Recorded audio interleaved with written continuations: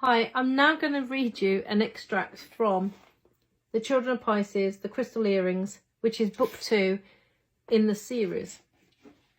I apologise for the sound effects. I've got a Maine Coon attacking my drum.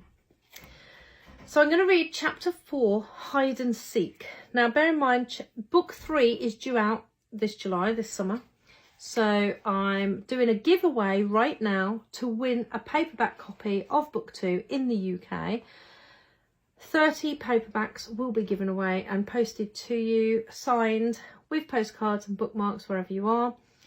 And that includes people who come into the London Excel Comic Con this weekend, where you can come to the writer's block and meet myself and my daughter. And my daughter is doing all the audiobooks, so we hope to see you there.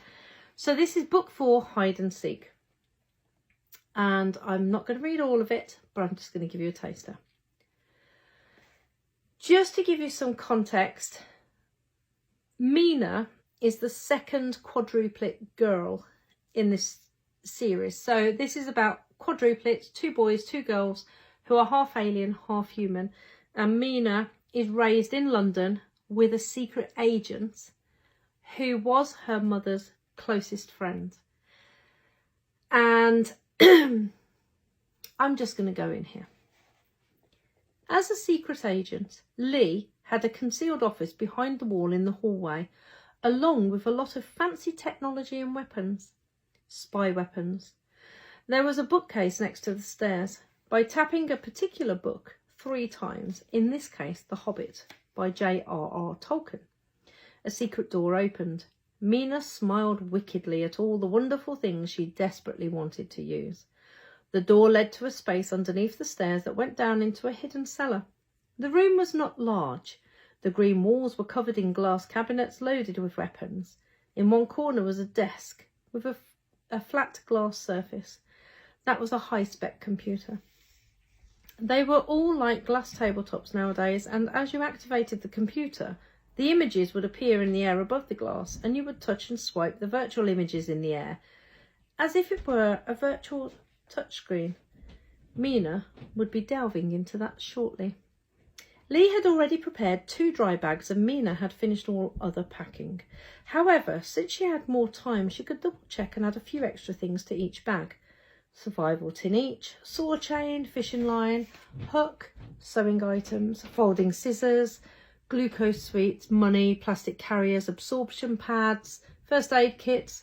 Mina took a multi-tool from the shelves, a paracord, flares, cutlery, water bottles, dry socks and various powders, waterproof matches, steel and flint just in case. Lee had already put a mini weapon bag belt in each dry bag. The only thing left on the list was a poncho each. Thinking of Mikey, Mina decided to put a few extra ponchos in just in case. In the meantime, Mina wanted more weapons for herself. She picked up a small packet of what looked like Starburst minis. Small fruit-flavoured chewy sweets. Yet these were not ordinary sweets and should never go near the mouth. They were mini flash bombs. Throw one at a door and it would blow the door off its hinges. If thrown near someone, it would stun their senses long enough for them to be restrained. They were horribly dangerous when swallowed, which often happens since sweets were a rich privilege nowadays. Lee told her how many shadow people would steal sweets and eat them in front of the agents. Just like grown-up school bullies, it had worked well a few times when she had been captured and searched as an active agent. Mina put a packet in her jacket pocket. The second thing she looked at was a pair of rings. They didn't look anything special, just simple gold rings with a little quartz stone sat at the top of each one. Mina smiled. She had been so desperate to be able to use these.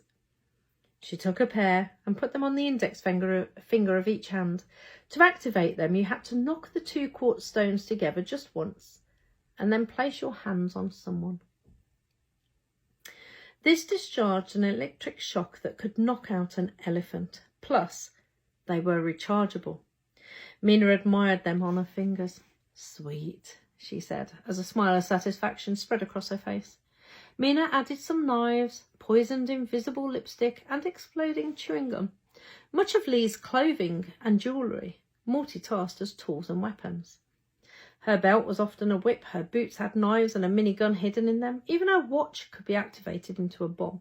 Living with a secret agent had its benefits, and Mina had so often dreamed of being a secret agent like Lee, using all of this daily on shadow people.